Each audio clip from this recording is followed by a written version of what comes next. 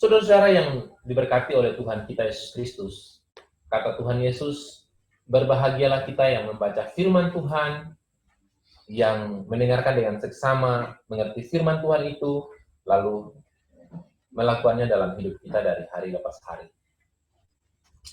Saudara-saudara yang Tuhan Yesus kasihi,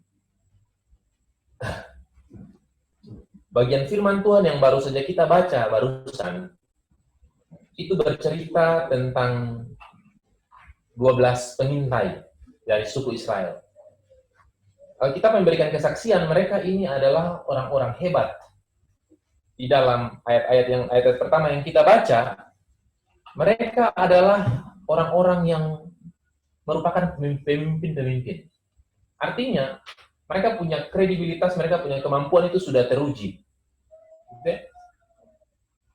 Jadi waktu itu, orang Israel dan Musa sementara berkemah di Gunung Sinai, lalu Musa memerintahkan ke-12 orang ini untuk pergi mengintai daerah yang akan mereka lawan. Dan seperti kita baca tadi, ada 2 versi cerita yang disampaikan dari Kaleb dan dari 10 orang yang lain. Saudara yang Tuhan Yesus kasihi, dari 2 hasil cerita tersebut terjadi berbeda pandangan di sana-sini. Okay?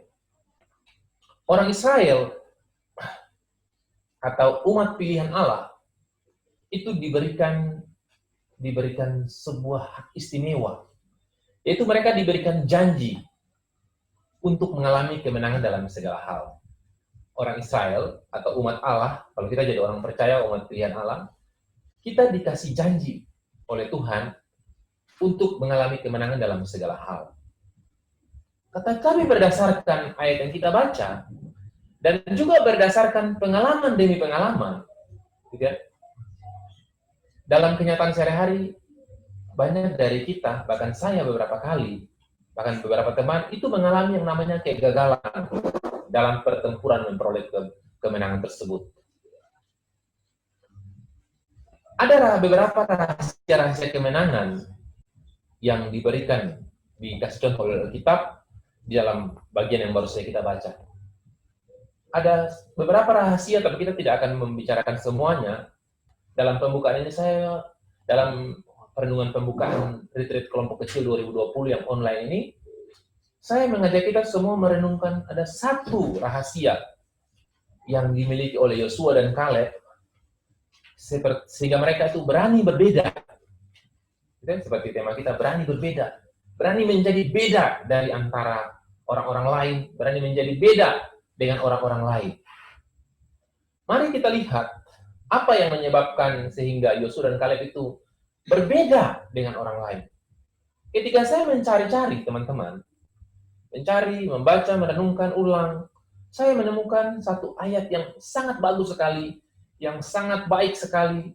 Ayat ini menjadi alasan utama, alasan yang sangat substansial, alasan yang merupakan alasan yang utama dimiliki oleh Kaleb dan Yosua, sehingga mereka itu betul-betul berbeda. Apa alasannya?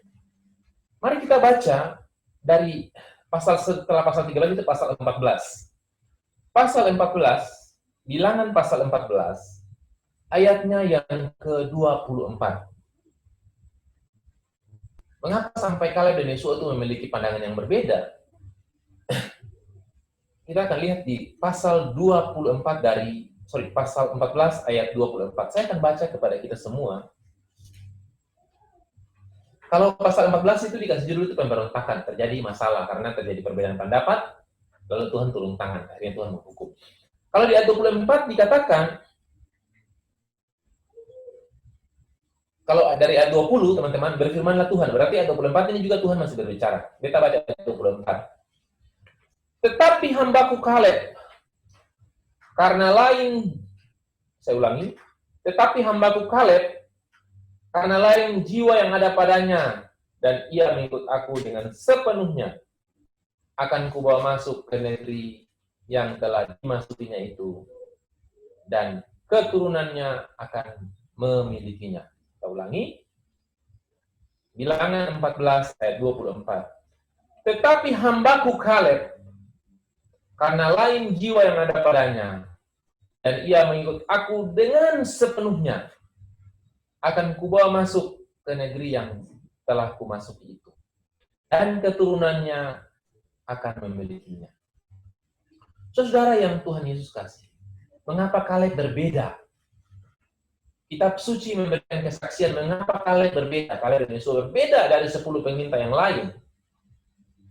Ayat 24 dari Bilangan pasal 14 tadi mengatakan bahwa karena mereka memiliki jiwa yang berbeda. Kaleb dan Yosua memiliki jiwa yang berbeda. Kalau kita baca Alkitab terjemahan Inggris, terjemahan lain, bahasa Inggris, kata jiwa yang berbeda, beda jiwa yang dimilikinya atau jiwa yang berbeda itu dikatakan Kaleb memiliki roh yang berbeda. Roh yang berbeda. Roh yang berbeda inilah yang menyebabkan Kaleb dan Yosua bisa berbeda juga dalam melihat segala sesuatu. Orang lain melihat ancaman, orang lain melihat tekanan, itu bisa jadi bahaya. Tetapi karena roh yang berbeda ini, membuat sehingga Kaleb dan Yosua melihat ancaman itu sebagai peluang yang baik untuk mereka. Mereka melihat kemenangan, walaupun orang lain melihat kekalahan. Saudara yang Tuhan Yesus kasihi, adik-adik, serta retreat kelompok kecil 2020 yang diberkati Tuhan, teman-teman semua, roh kita yang berbeda itu, kapan roh kita itu berbeda? Roh kita berbeda itu ketika kita memiliki Tuhan Yesus secara pribadi. Tadi sharing dari Kanova tadi, kita sangat tertarik, sangat menguatkan. Ya? Dia bilang ada satu kesempatan, dia mengambil keputusan untuk menerima anugerah keselamatan lewat Yesus Kristus. Saat itulah rohnya dijadikan berbeda. Saat kita percaya kepada Yesus sungguh-sungguh, saat itulah kita memiliki roh yang berbeda. Kita diberikan anugerah roh yang berbeda dengan roh dunia. Kita diberikan roh yang sama dengan roh yang dimiliki Yosua dan Kaleb. Kita diberikan roh dari Yesus yang bertahta. Terus saudara, ketika roh itu diberikan kepada kita, atau roh itu diberikan kepada Kaleb dan Yosua, apa yang terjadi? Ayat 24 mengatakan, yang tadi kita baca, tetapi hambaku Kaleb karena lain jiwa yang ada padanya, dan ia mengikut aku dengan sepenuhnya. Kalau dalam terjemahannya itu, dia tidak langsung, terjemahan aslinya tidak langsung. Tetapi hambaku Kaleb karena lain jiwanya yang ada padanya, di situ dikatakan, dan ia mengikut aku. Sebenarnya kata dan itu tidak ada. Sebenarnya itu adalah akibat kalau kita memiliki roh Allah. Kita memiliki roh yang berbeda. Roh itu memungkinkan kita, memungkinkan Yosua dan Kaleb untuk bisa melihat jalan-jalan Allah. Untuk bisa melihat jalan Allah mana yang terbuka. Roh yang berbeda itulah yang memungkinkan saya dan saudara semua bisa mengikuti perintah-perintah Allah dalam hidup kita. Saudara yang diberkati oleh Tuhan kita Yesus Kristus.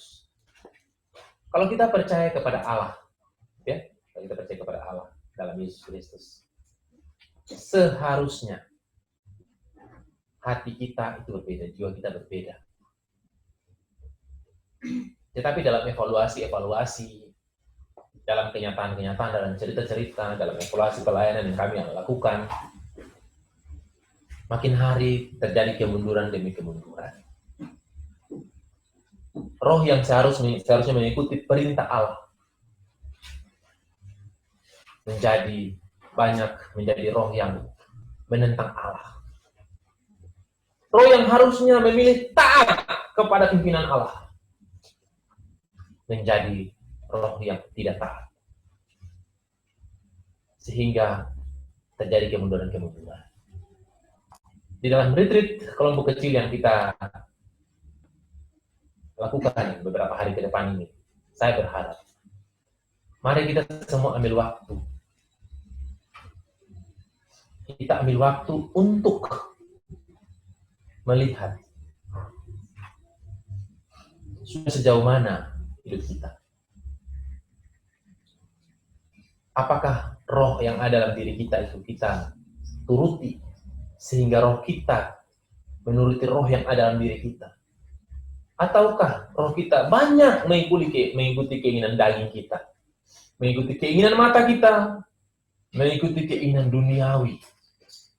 Mari saya mengajak kita semua dalam retreat 3 hari ke depan ini, kita makin mengoreksi diri kita. Sehingga setelah retreat ini, ketika kita menyelesaikan retreat ini yang penuh dengan keterbatasan, tadi ada komen-komen katanya saya lihat video dalam keterbatasan ini, kita melihat Tuhan berbicara kepada kita.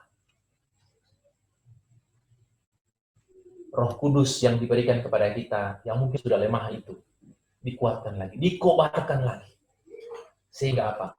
Sehingga ayat 24 juga terjadi dalam hidup kita. Kita bisa mengikuti pimpinan Allah. Saudara-saudara yang diberkati Tuhan, di dalam mengikuti pimpinan Allah, di dalam keinginan untuk mengikuti pimpinan Allah dalam hidup kita, pasti kita berhadapan dengan raksasa-raksasa dunia yang kejam. Raksasa-raksasa dunia yang besar sekali. Raksasa-raksasa kehidupan. Entah apa saja raksasa itu. Raksasa itu bisa berupa ketidakpercayaan kita, yang membuat kita tidak pernah lepas dari kesulitan. Raksasa itu bisa berupa kebiasaan-kebiasaan buruk yang tidak bisa kita tinggalkan. Saya berharap dan saya berdoa dari tempat ini bersama dengan teman-teman panitia semua yang mengusahakan acara ini. Kami semua berdoa supaya acara ini menolong kita untuk mengalahkan raksasa-raksasa tersebut. Kita bisa mengalahkan raksasa-raksasa tersebut kalau kita mengikuti pimpinan roh. Kita mengikuti pimpinan roh yang berkuasa itu. Kita bisa mengalahkan raksasa-raksasa tersebut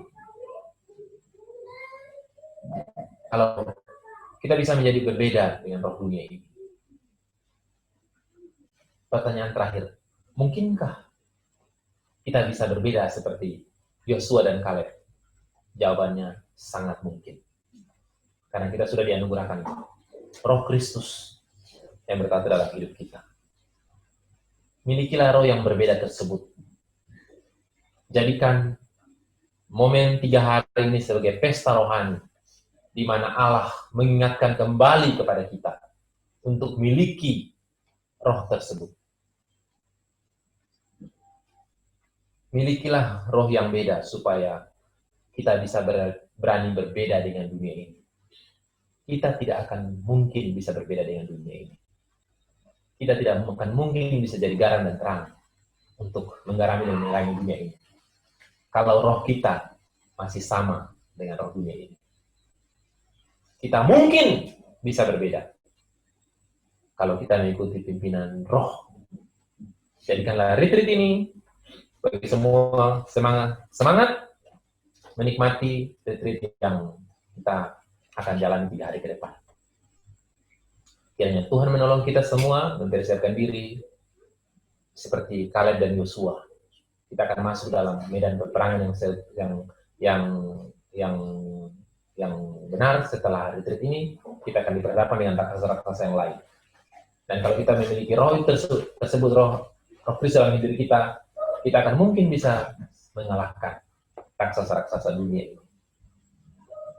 Karena kalau kita baca terus kitab Bilangan, kita melihat orang yang tidak percaya di hukum, kemudian di bawah pimpinan Yosua dan Kaleb, orang Israel mengalahkan raksasa-raksasa tersebut. Kita juga akan mungkin bisa mengalahkan. Kiranya Tuhan menolong kita semua, kiranya Tuhan memampukan kita untuk hidup baginya, untuk hidup mengikuti perintahnya, dan rohnya diam dalam kita. Amin. Mari kita tunduk kepala, kita berdoa. Terima kasih ya Allah yang mengutus putramu ke dalam dunia. Sehingga Roh Kudus bekerja tiada henti-hentinya sampai hari ini. Namun dalam pekerjaan itu, kami diperhadapkan dengan raksasa-raksasa yang besar. Dan kami tidak melihat kepada roh yang besar itu dalam diri kami. Tolong kami semua dalam 3 hari ke depan. Pimpin kami 3 hari ini Tuhan, supaya kami mendengarkan firman-Mu, mendengarkan suara, sehingga roh kami dikuatkan. Sehingga roh kami dikuatkan dan kami bisa mengalami kemenangan demi kemenangan ketika kami mengikuti perintah-Mu. Terima kasih Bapa untuk firman-Mu di hari ini yang mengingatkan kami bahwa di tengah-tengah kesulitan yang besar ada harapan, ada roh Allah yang masih bekerja. Aku berdoa kepada semua peserta yang mengikuti acara ini, kiranya kami semua dimampukan untuk menikmati pesta rohani ini. Ini doa berkati juga teman-teman panitia yang menyiapkan, ya, supaya mereka berikan kekuatan kesehatan kepada mereka semua. Terima kasih Tuhan, di dalam nama Tuhan Yesus Juru Selamat kami hidup. Kami berdoa kepada Bapa dalam kerajaan surga. Amin.